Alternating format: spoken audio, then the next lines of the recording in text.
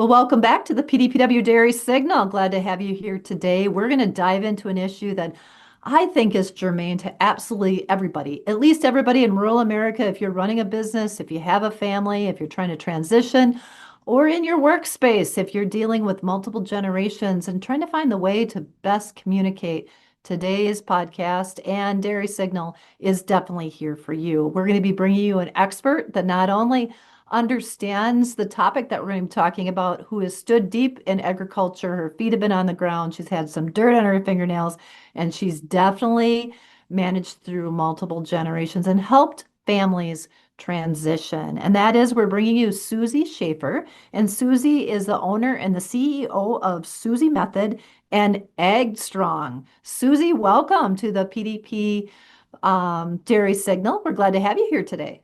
Thank you. I am so honored to be here. I've been looking so forward to this. Thanks for the great introduction. So it's great to be here, and I'm so excited to dive into a topic that is typically not talked about and avoided a lot of times. So I'm excited to try to just bring some value to and open up some doors to have some of these hard conversations, which are very real, obviously, in rural communities.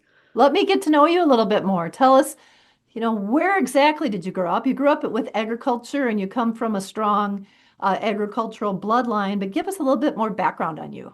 Yeah, so I was actually born and raised in North Dakota. So I get told I have an accent. I moved to Idaho about 5 years ago, and I get told that. So I have some North Dakota language or speak, I guess, in me. But yeah, I grew up in a large family in North Dakota. My grandpa was a dairy farmer for most of his life, and my dad grew up 5 a.m.s, 4 a.m.s, helping and then obviously, so my background is been in the mental health field in my profession for almost 30 years and in the clinical actual mental health world for over 2 decades.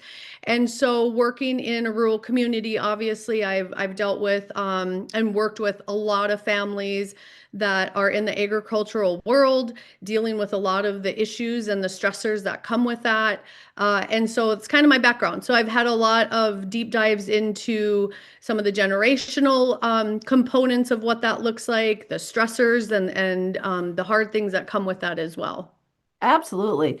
And with some of those stressors with planning, though, if we're able to work with it and you give us the tools, there can be great successes of seeing a business move forward, generations be successful. And that's what today's going to be all about, is empowering people with those tools and really talking about not diving around or talking around tough topics, but let's just Yeah. dive right into it. I'm going to hand the steering wheel over to you and kind of give us a forecast of what I'm going to learn and what are some of the things that you're going to be covering, and then just step right into it and take today's program. Okay. Yeah, I think a couple of things I want to touch point on is what are some of the common tensions that we see in specifically agricultural world, right? And within family systems, communities as well. This isn't just the founder who's out there working, 15-hour days. This really is a trickle down effect that affects the entire family system and really communities as a whole. I think one of the really important things is to touch point on that this is also, which we do not like. I call it emotional health. I label it that way because mental health is tough sometimes to absorb and to understand. When people hear mental health, they automatically think that, it's this huge catastrophic thing, without realizing that emotional health starts very small and it can be overload, lack of sleep, lack of communication, daily stressors that aren't addressed, avoidance, not talking about things, which oftentimes in rural communities, that's an unspoken rule where just kind of suck it up and do it and work hard and don't complain without addressing, I think, some of the really deep-rooted issues that can create and the impact physically, mentally, and emotionally that can also create. And so I think looking at what is it, and then what do we do about it? How can we address it without it having to be embarrassing or feeling weak or looking at it as it's not catastrophic enough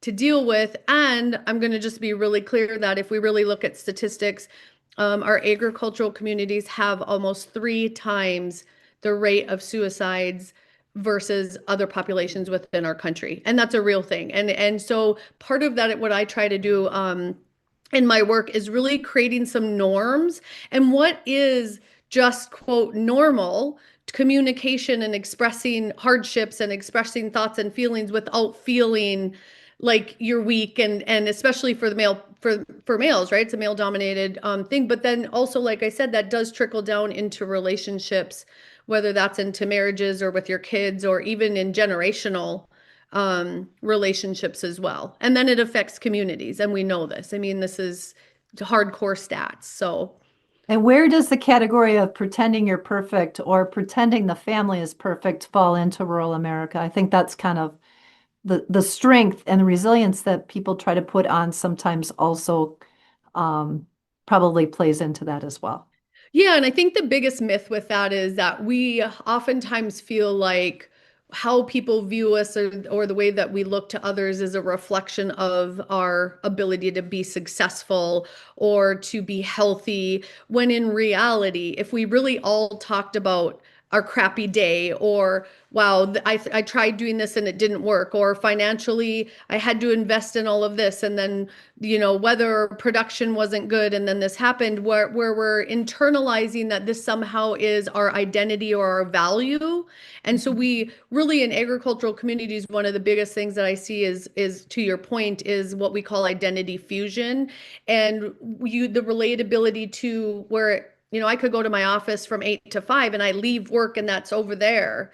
Where in, rural communities and agricultural communities, that really becomes the profession, the occupation becomes fused with identity.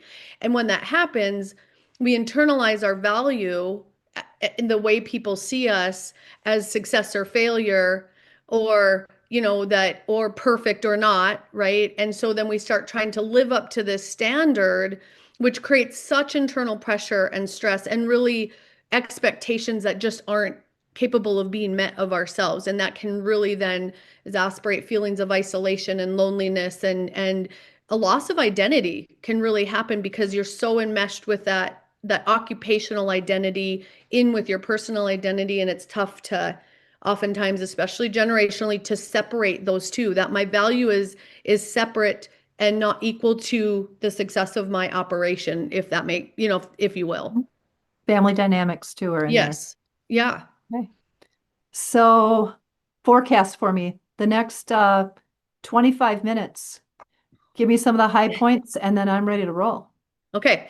So I think high points are, let's talk about exactly what you said. I think identity fusion and learning the difference between what is it in a rural occupation. How do you identify or grow value within yourself outside and separating? Also being able to, I think that's huge, because that all then trickles down into the bigger picture, which is the communication piece, financial stressors. How do you work on change in generational changes, right? What does that look like in communication, and really looking at identifying issues and problems and concerns, and how do you manage those without just kind of that overall, just don't talk about, just do it, and let's not. So I think part of that, the mental health piece of it, emotional health, like I said, and then what do we do about it? What are some of the solutions? Like, what are some really tangible things that can be looked at and started to improve, especially when we're looking at succession planning, right? What does that look like? I think right now, statistically, we have one of the highest rates of, like, after third generation of kids not taking over the operations. And what does that look like? And can that be improved? Yes, the answer is yes. But I think all that goes into some of the things that we're going to touch point on today. Awesome. Ready to rumble. We want to encourage our folks that are listening. If they're listening live, you guys can go right on the platform, ask questions. You can take the steering wheel and get out of this. Your questions will come up to us anonymously, so we won't know necessarily who's asking the question, but we'll share it then with Susie so that we can address some of those. Always for follow-up, we try to connect at Professional Dairy Producers, you with resources so that you can go directly to our speakers. So reach out to Professional Dairy Producers and we'll connect you with Susie after today's program as well. So Susie, you come from a farm background, you understand this, you've worked in this space, you're going to help us navigate. Sometimes the hardest thing that we do in our is work multiple generation businesses. As you said, we don't necessarily separate our identity from our craft, Yeah. our life's work. Man, this gets tough. Now it's Mhm. time to transition a business and we could bring it all together and it can look pretty manic. How do Yeah. we untangle this? Yeah. Yeah, I think part of one of the biggest things that I deal with when I go in and work with families and with the systems is what tends to get focused on are the surface things and not really understanding what's underlying. So, you can argue about the equipment or you can argue about somebody not coming in the time frame that you thought they should, or what expansion looks like, and that tends to be where the focus lies. But in really, when I get kind of down to the nitty gritty and we start getting down into what the actual foundational issues are, oftentimes it's just not communicating about what is really the issue. And oftentimes they don't even know, and like I said, this is oftentimes just generational where we don't, and I'm a parent and so are you. And so sometimes we model things that aren't necessarily spoken.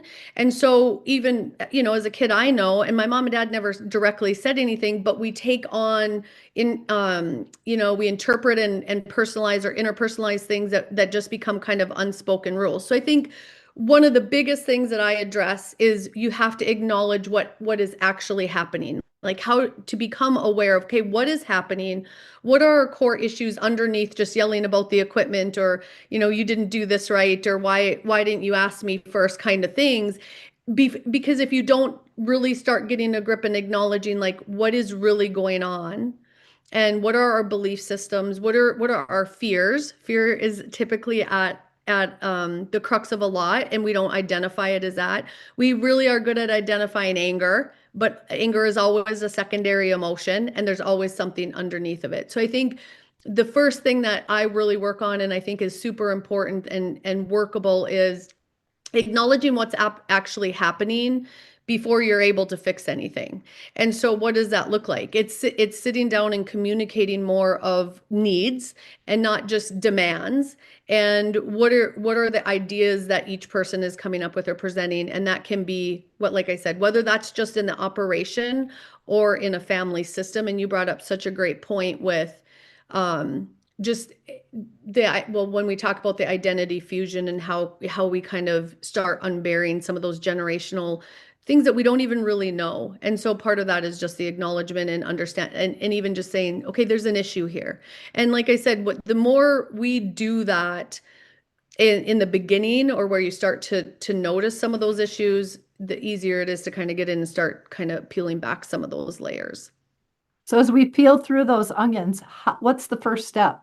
You Yeah, I said, think how do you know your problem when you're sitting right on top of it? Yeah, I think most of us have an internal sense that there's something that doesn't work right. We just don't know how to fix it, so we avoid it. Or typically what I see is there's these cycles where there will be a discussion or something will happen and it'll build tension. There's a blow up, or nobody's talking to anybody, and then nothing's discussed, so that's where the gap is.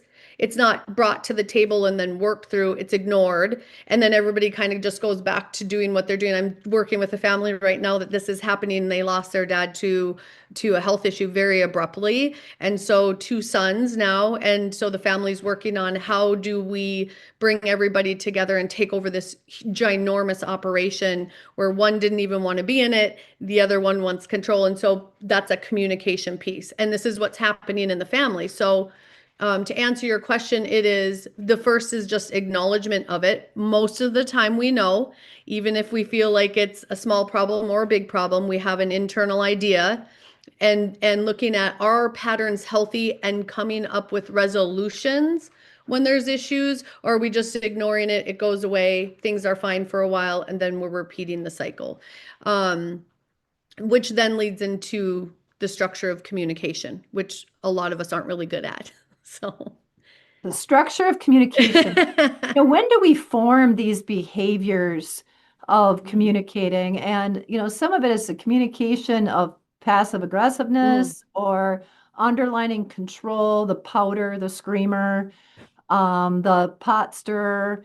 I mean, Mhm. how does that all get started anyway? That is such a great question. And isn't it interesting? So I come from a huge family. I have 7 siblings, so there's 8 of us, and every one of us has different characteristics and qualities and coping styles coming from the same parents, right? Mhm. And the first 5 of us are a year, a year, a year, a year. So we're very close together, not raised very far apart. So I think there's a lot of different things. And that's such a complex question, but to break it down into more simpler forms is it really is. We are either very logically wired or emotionally wired. My brother, right above me, he's way more emotionally wired than I am.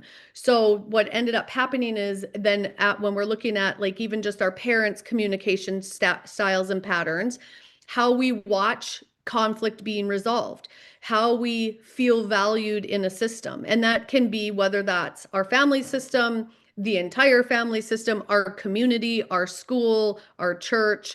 There's all sorts of external factors that start contributing very early on of how we view the world, how we view conflict, how we view ourselves, right? So we see people who can be inherently really self-confident and others who really struggle, like you talked about. Or where does passive aggressiveness come from?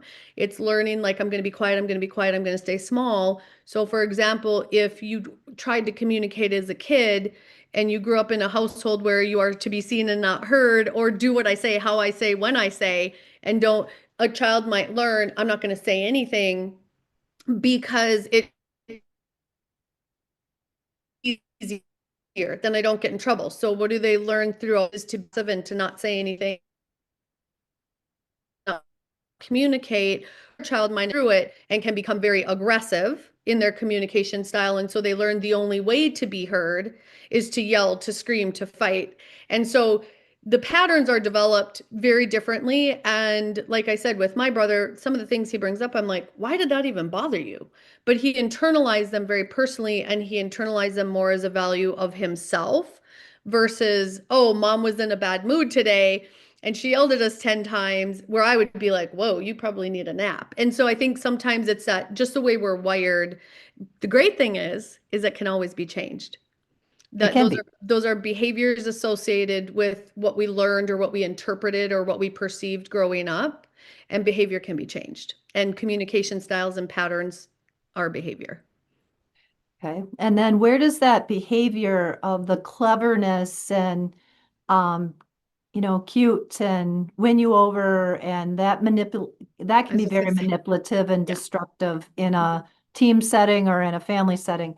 Where does that come from? Mhm. Such a great, and manipulation is the word, whether it's intentional or not. It can also be a learned coping strategy. So I think oftentimes when people manipulate to get what they want, their basic needs they felt, and I need to stress that because sometimes it is perception that they perceived it to be a certain way. And so they worked on whatever, so they learned like, oh, if I please this person, or if I do this, or if I act kind, or if I give a gift, then I get this type of response. And so what they are very good at learning people and learning what works. And so that manipulation comes in where I've learned that if I do this, I'm going to get this type of response. And this is the response I want. So at all costs, I'm going to start doing this. And you typically see that across the board in relationships with a person who can be very manipulative to get the outcome that they're looking for. Really, from a psychological standpoint, it's a survival tactic. And so, for whatever reason, that's how they learn to, quote, survive, and learn that if I do this and this and this, I'm going to get it becomes very self-centered and selfish because it very much becomes about what do I need, what do I want, and how do I get it, despite what it can do to other people around them.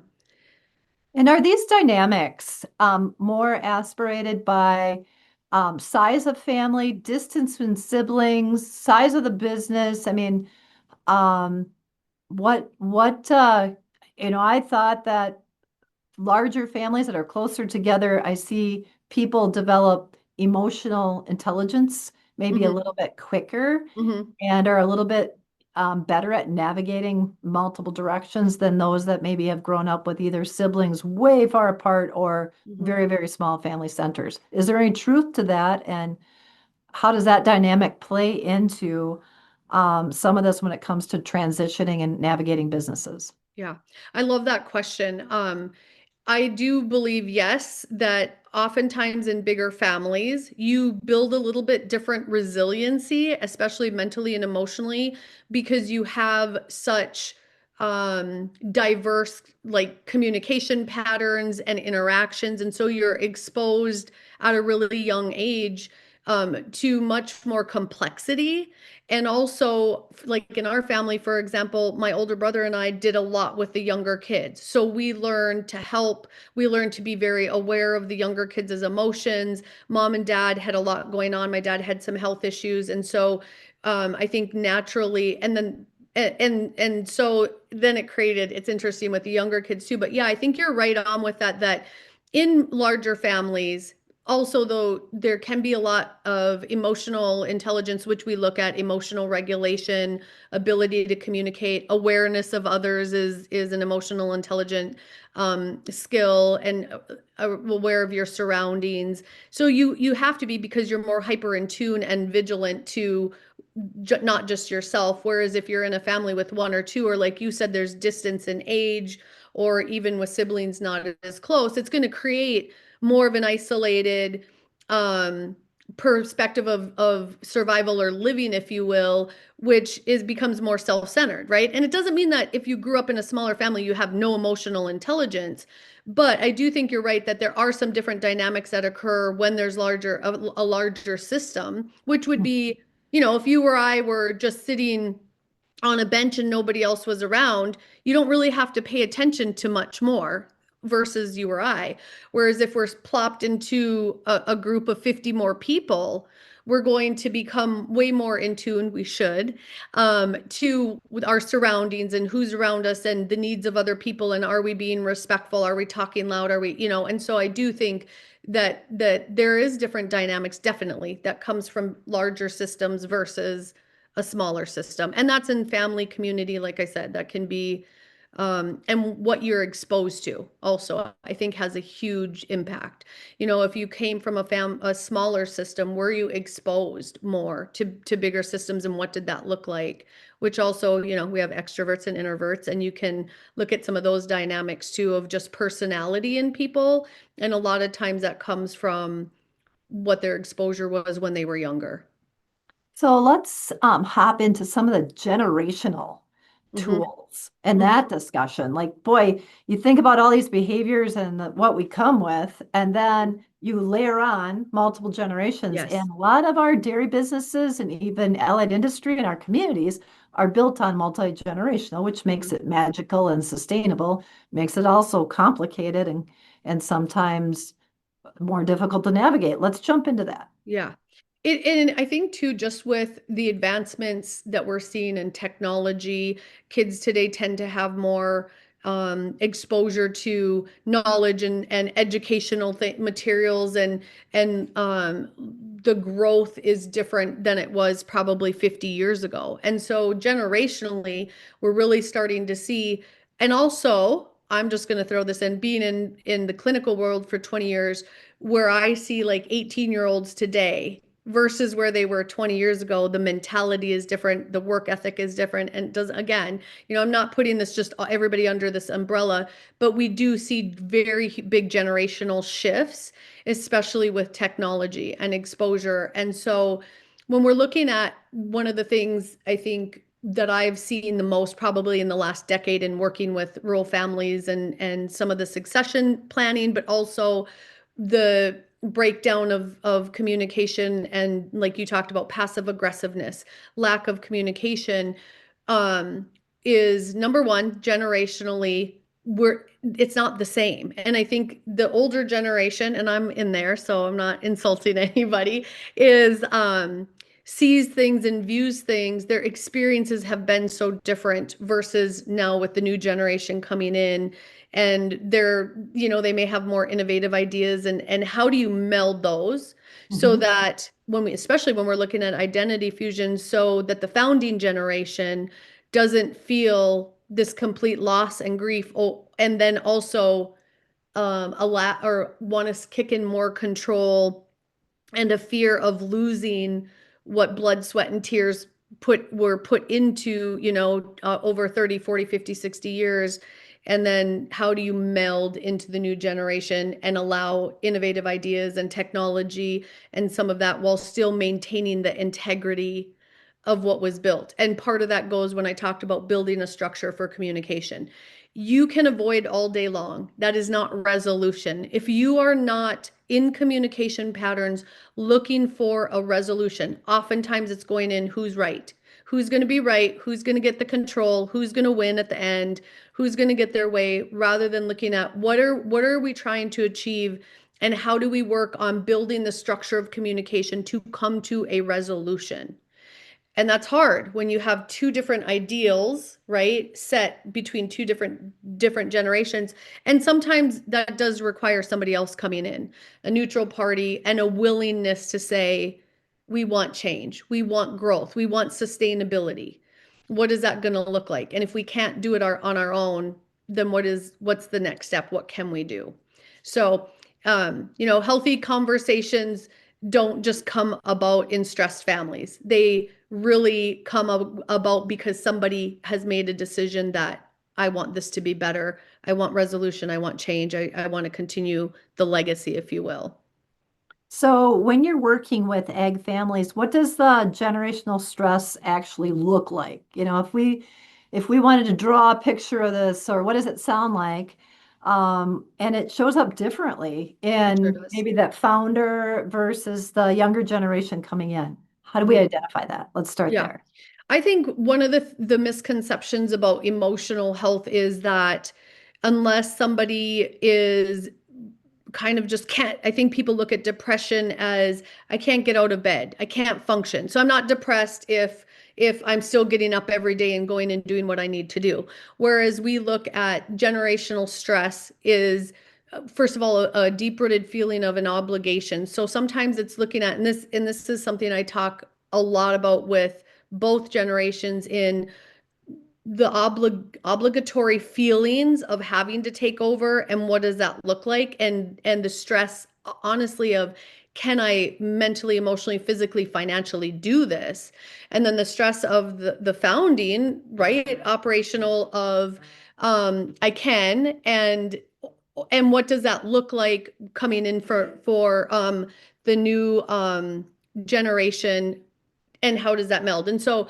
I guess to kind of back up to what your point is, I think stress and depression and anxiety comes presents itself in many different ways. So depression can be lack of sleep, interruption of sleep. So lack of sleep or constant fatigue. It can show up in mood swings, irritability, being like you talked about, kind of the passive aggressive.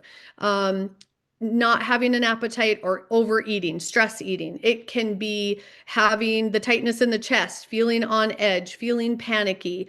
Oftentimes, so I think when we look at generational stress, it's not, and especially looking at emotional health, it doesn't have to present as this catastrophic event. It's a buildup of all sorts of small things, and it happens, and you get it in one generation, it's going to trickle down if the coping skills, the communication patterns, the acknowledgement isn't there. And so it just kind of trickles down, because if say you're an 18-year-old working with your dad or your grandpa, and they're always on edge, and they're short, and they're irritable, and they're critical because of their own stress, obviously that's going to trickle down, and you're developing this kind of anxious pattern that then goes on to the next generation, and it's never interrupted or even understood.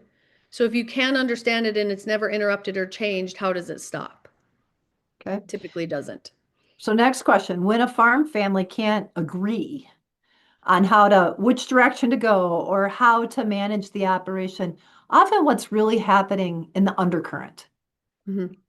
So how do you peel that out and talk about what's happening with the psychographics or the psychology of the family?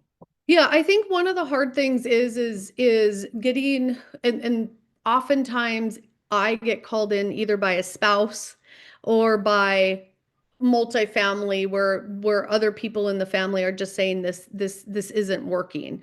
And unfortunately, oftentimes that comes where it's been heightened and it becomes really acute. And so one of the things that I would really encourage today is there's this internal honesty of what am I feeling?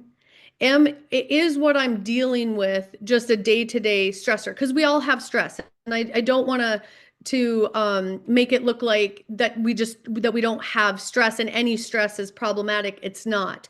But the question that I would really ask are you resolving it? Is anything changing? And if not, how are you going to communicate that?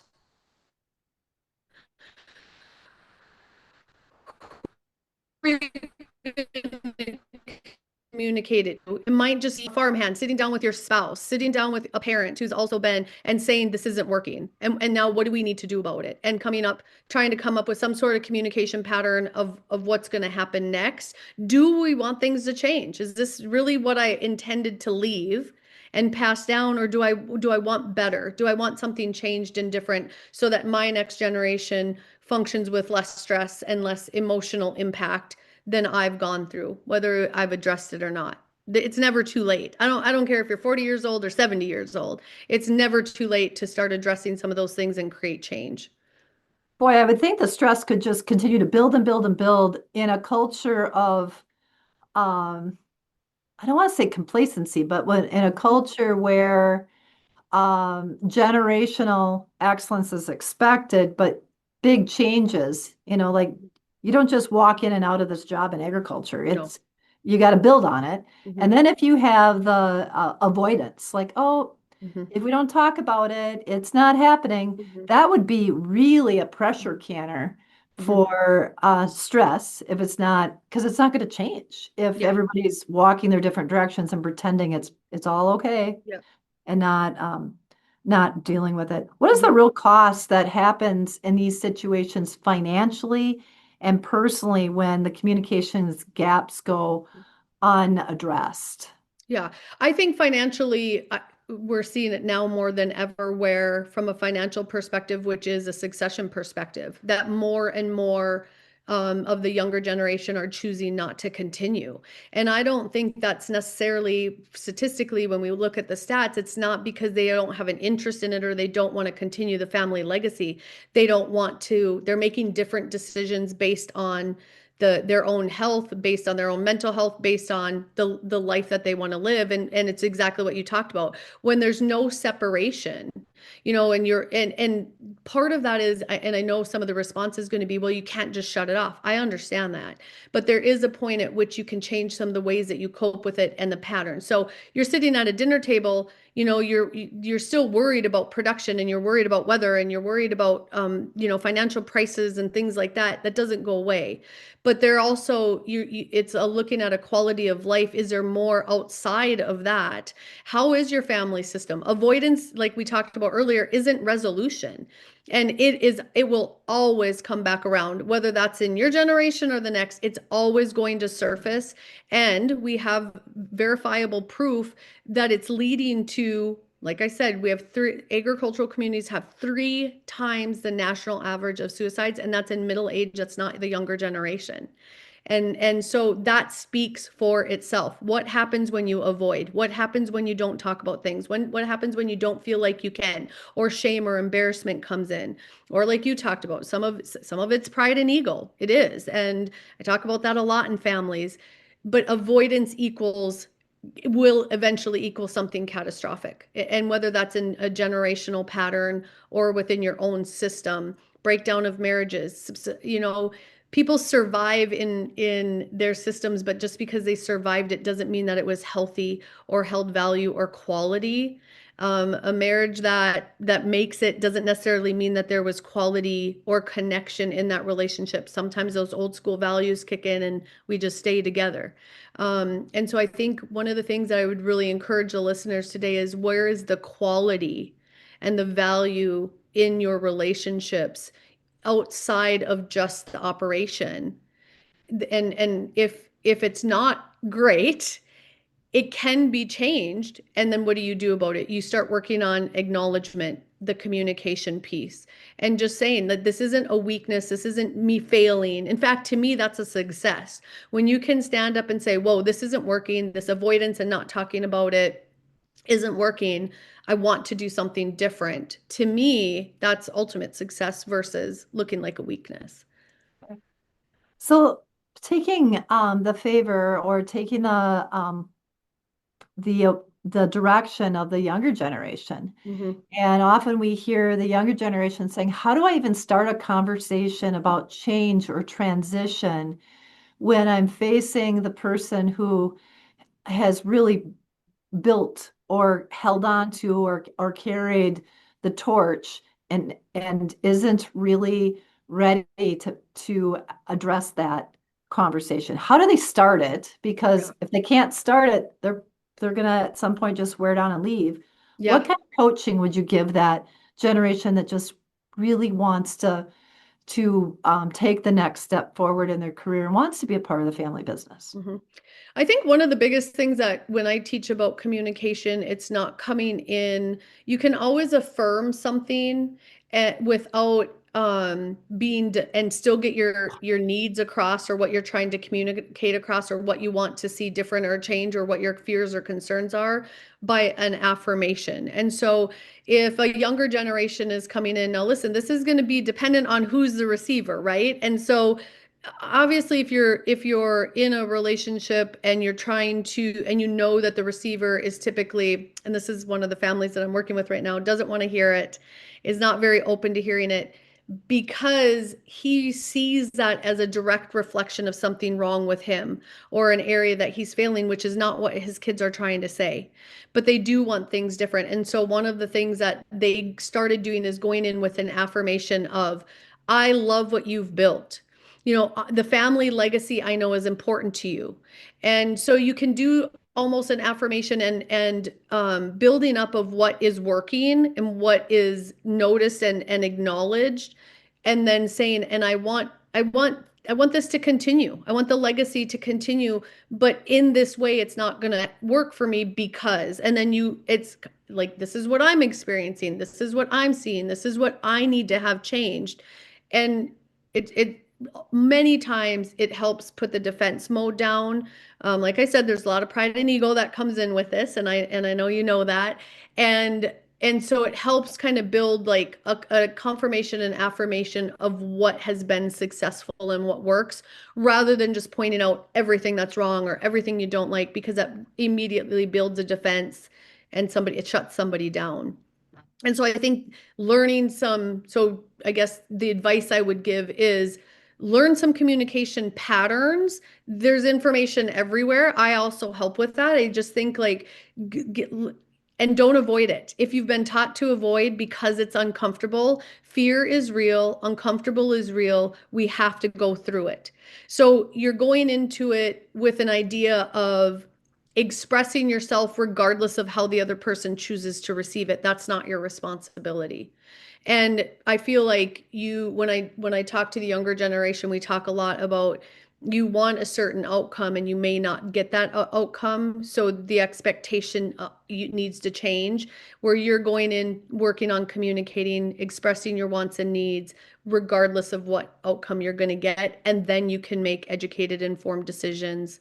And you can say, I did everything that I could do. I worked on communication. And if you feel like it's still not successful, you can suggest, like, if I'm going to continue what you've built in this legacy, then we need to bring somebody in. We need to work on this because otherwise it's not going to work. And being just real and honest about that. It's not easy. So often that what we see is the younger generation that's calling for change is working with a patriarch or someone who is truly has the best interest of the business. Mm-hmm. But behind them is a lot of other dynamics, a whole other mixed bag of stir sticks and family dynamics Yep. that they're kind of caught in the middle. Mm-hmm. How does the older generation deal with maybe their spouse, the other dynamics, well, they've got the younger generation that's also, we get people that everyone feels like they're kind of caught in the middle. How Mhm. does the older generation then respond to, they're listening to the younger generation and trying to navigate it, but their spouse maybe is the matriarch of the Mhm. family has got the other siblings kind of all stirred up too. Mhm. How do you defuse that and um, manage those in business Mhm. transitions, those other players? Yeah, I think you're probably covering so a huge percentage of what I see, and that is you might have one or two on board and having a willingness and want some things to change, but then there's all these other dynamics. The only way that that's going to change is, well, first of all, who really does have the decision-making authority, and if it's more than one, that creates more complexity, and oftentimes that's the case. But I think the biggest thing is you when you're working on the communication piece, it's oftentimes families can't do it alone because the generational roots are so deep, and the way that coping and communication and responding has been embedded, that they need to bring. I've sat in rooms where there has have been screaming and yelling, and just because the dynamics are so deep rooted and the response styles are so deep rooted, we can diffuse that, but oftentimes you do need somebody else to come in and help alleviate and point out, because when we're in it emotionally, it's a whole different ball game than somebody sitting outside neutral and saying like, oh, this is what I hear you saying, and this is what they're saying. You're really on the same path and working towards the same goal. You're just not communicating it effectively.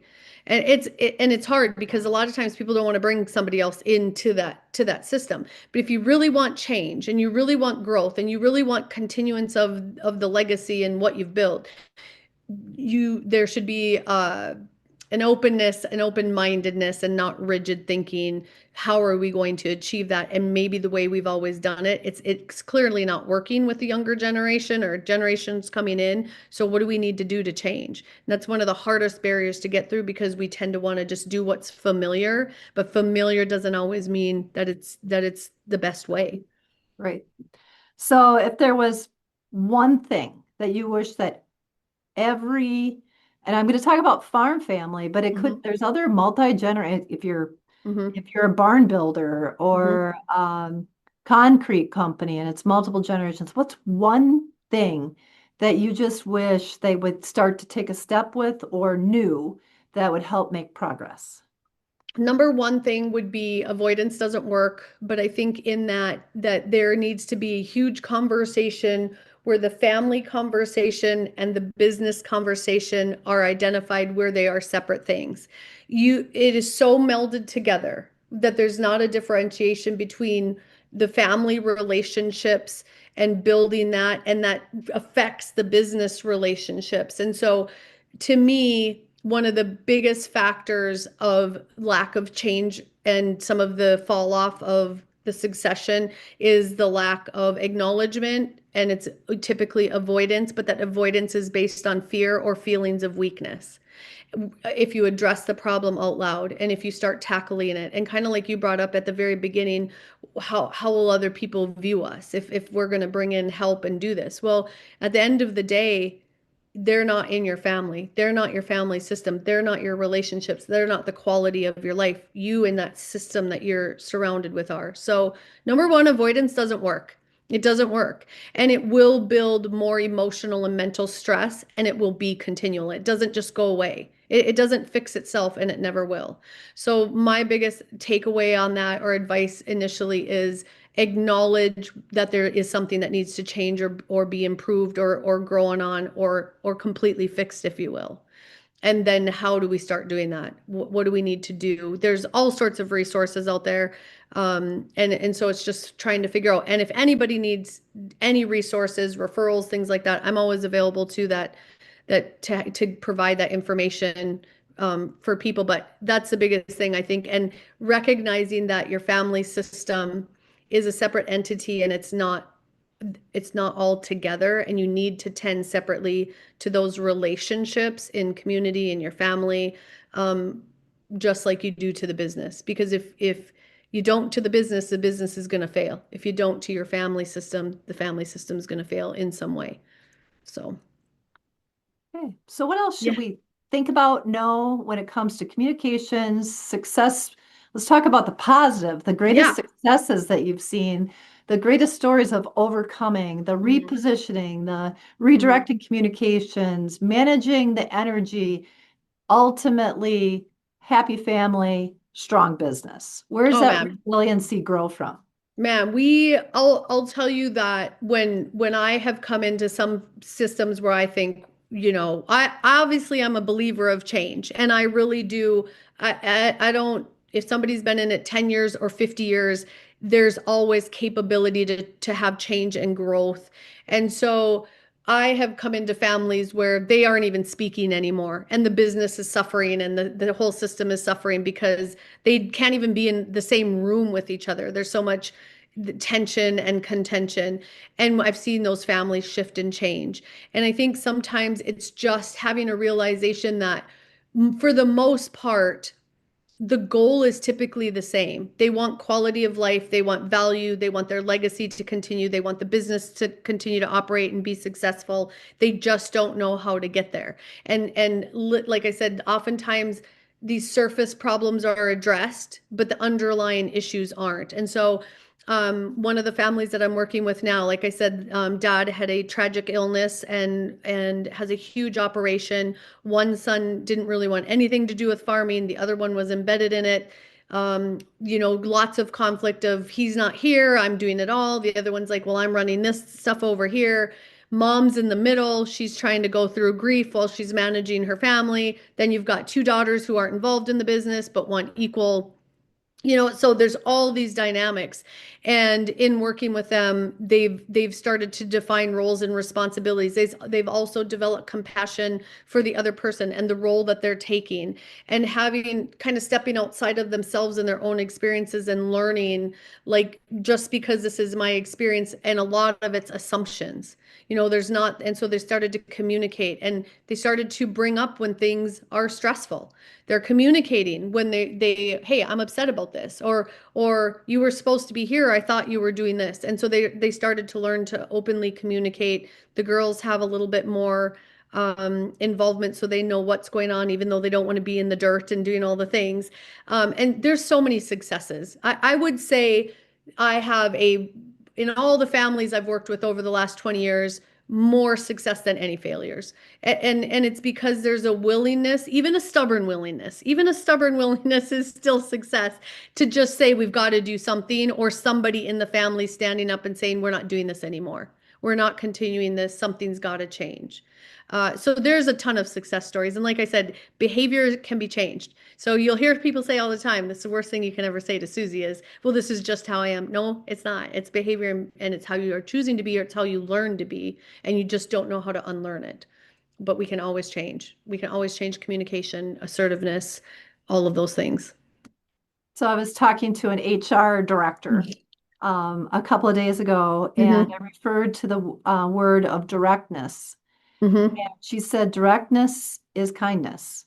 Mm-hmm. Is that an Yeah. agreement that you would have, that truth and Mhm. directness, even if it's comes with velvet gloves, is kindness? Is that better than avoidance? No, 100%. And I think obviously when you're direct with somebody, there's a tactful way of doing that. But definitely it's kindness, because you can't resolve what you don't address. Nothing's going to change if you just fester resentment and bitterness, and it doesn't give the other person an opportunity to evaluate, self-evaluate, or to create changes, or to have that deep-rooted conversation of, well, I don't see it that way. I just had a conversation that way. And I said, I don't, that's not my experience. It seems like it's yours. And then we had this kind of deep rooted conversation of what that looks like. Avoidance feels better, but it's a short-term fix that's not going to correct a long-term problem. And so it can feel better in the moment, but it always festers. And we see this over and over. It sounds like a little bit similar to someone saying that they're quitting smoking and grabbing for the next cigarette. Yeah. Feels Yeah. good. You've Yeah. said it, but it's not really going anywhere. As we're coming on to the time of year where probably a a podcast like this is going to be listened to in a Packer tractor. Mhm. And later on in the when we're all kind of purging on information as we're doing some field work and Mhm. those kind of things, give me like two or three things, action items, if I'm the younger generation, if I'm the older generation, that I should think about in myself, internalize, as well as I should maybe consider taking action on externally that's good for everybody. Mhm. I think one of the things that I think is most important in us just as human beings, and that's in every profession, and especially in professions that are chronically stressful, which obviously we know in the agricultural world that is. And there's so many factors that contribute to what that stress what that looks like, is this ability to self-reflect. And if we don't have that skill and we're always externally based, so we're looking at what somebody else said or what somebody else did or what they didn't do, and there's not change. And it's hard sometimes to self-reflection isn't self-criticism, and oftentimes we mistake the two.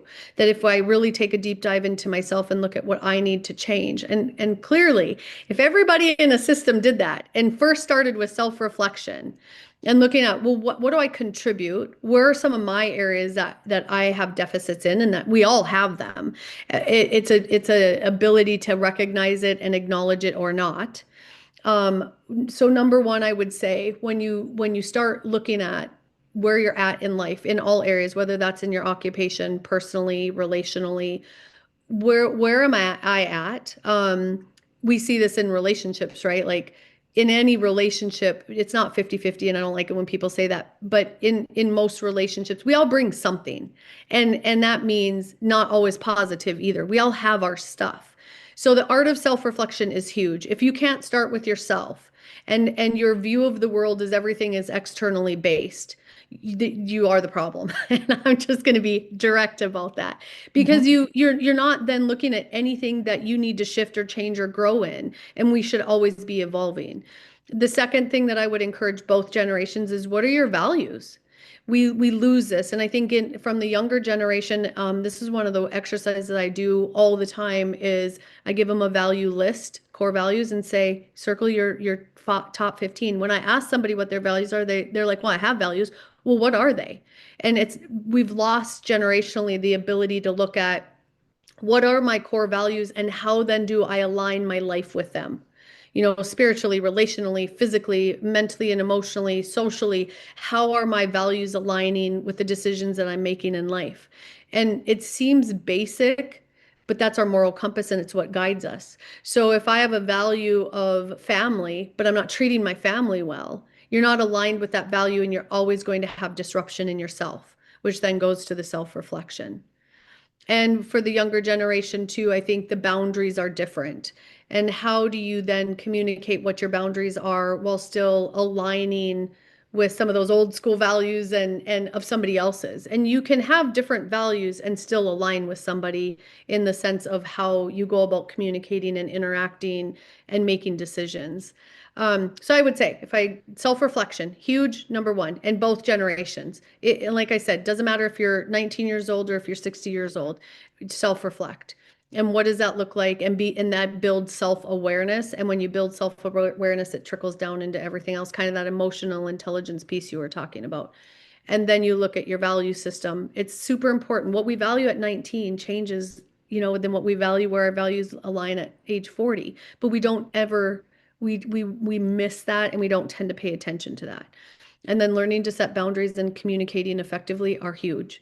And that doesn't mean that you're going to get alignment with somebody else all the time, but if you're adhering to that yourself and building that within yourself, you build a stronger sense of self and your self-worth, and you know that your value stays regardless of kind of what's going on around you. I could talk about that forever. So sorry. It's a topic that Yeah. we should definitely be peeling the onion on and talking Yes. about more, because it's obvious that this is a place that is so critical, not Hmm. just to each individual family and business, but the shape and the Hmm. future fortitude of rural Yes. America is going to hinge Yes. on our ability to be successful here. So Yeah. I more love that. topic and more Yeah. talk to come. Hey, Yes. I want to say thank you to Susie Schaefer. We talked about some stuff that's kind of yucky, to be totally Mhm. honest. I mean, Yeah. let's drag out all those conversations that are uncomfortable and all those behaviors that we're not necessarily self-aware of or that we want to talk about that can be little speed bumps and big roadblocks in seeing a generational business succeed. But Yeah. you made it easy. You talked Thanks. about it just like breathing.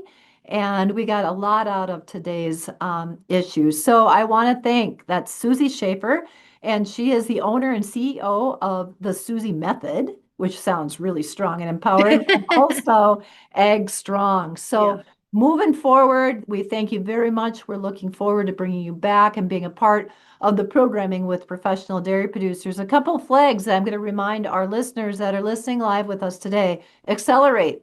There's a program coming up. It's for your interns, your students, your college age people that are on your dairies to grow some of those professional skills and to really ease them into being the top of their class as they enter the workforce. We've got carbon crops and cows coming up in August, all things field efficiency and production sustainability. And then we got calf facility tours. Love them. Love them. Anytime we can get out and learn from fellow dairy farmers about what they're doing, the facilities they've built, the things that they would change. We've got that just coming around the pike. And then at the end of the summer, end of August, we'll work with our local elected officials. We call them the ACE on the Farm Twilight Meetings. Those are called Agriculture Community Engagement.